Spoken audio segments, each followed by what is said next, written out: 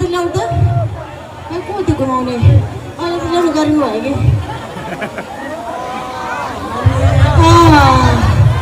मजा आयो अरू त ठिक छ कि अनि यहाँ यस्तो गर्मीमा यो बुढाबुढीको सम्बन्ध कस्तो राम्रो त हुन्छ नि डन्डातिर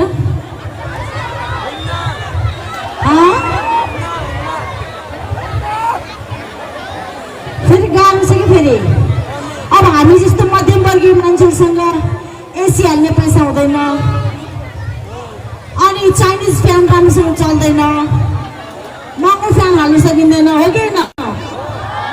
तपाईँ हाम्रो जीवन स्तर एउटै हो कि हाम्रो चाहिँ अलिक गाह्रो छ कि होइन अब अलिकति हुने खानेहरू त्यसैले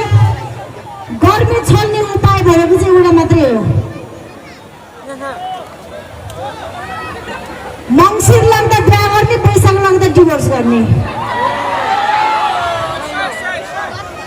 हजुर अनि त्यसो गऱ्यो भने धेरै बिहे पनि गर्न पाइन्छ एक्सपिरियन्स पनि हुन्छ कुन चाहिँ बुढोको ह्याबिट कस्तो छ भन्ने कुरा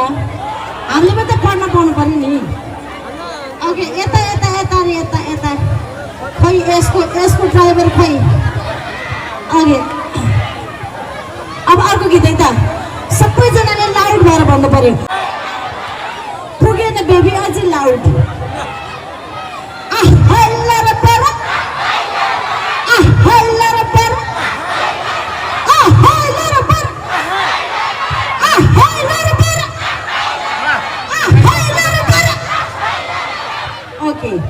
यो गीत चाहिँ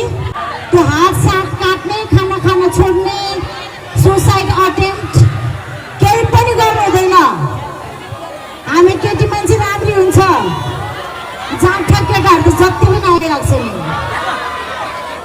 एउटाले छोड्नुपर्छ 10 जना लाइनमा बसिरहन्छ केटी हो त्यसरी एउटा केटाको लागि मैले हत्या गर्नु पर्दैन बरु मिल्छ भने एक टाइममा कम्तीमा 5 जना बोयफ्रेन्ड बनाउने कि 5 जना बनाउने तर भन्नु हुँदैन 10 वटा ओके अब त्यो जेन्जिसहरू पर्यो नि त यो चाहिँ मिलिनियमहरूको लागि हो तर भन्नु हुँदैन कसैलाई भन्ने होइन एकदम गोप्य राख्ने एकदम सिक्रेट च्यालेन्ज तपाईँको जिन्दगीको सिक्रेट च्यालेन्ज भनेको यसो 8-10 वटा बोयफ्रेन्डलाई मेन्टेन गर्ने कसैको बारेमा कसैले नथाहा पाओस् कथम कदाचित शङ्का गरिहाल्यो भने पनि कसम खाइदिने होइन भनेर कसम खाने अनि कसम खाँदाखेरि बाउ आमाको छोराछोरीको भगवानको देवी देवता कसम खाने होइन त्यही केटाको कसम खाने हो अर्को भए त पक्कै मरिन्छ भन्ने तेरो कसम भन्ने मर्यो भने त्यही मर्छ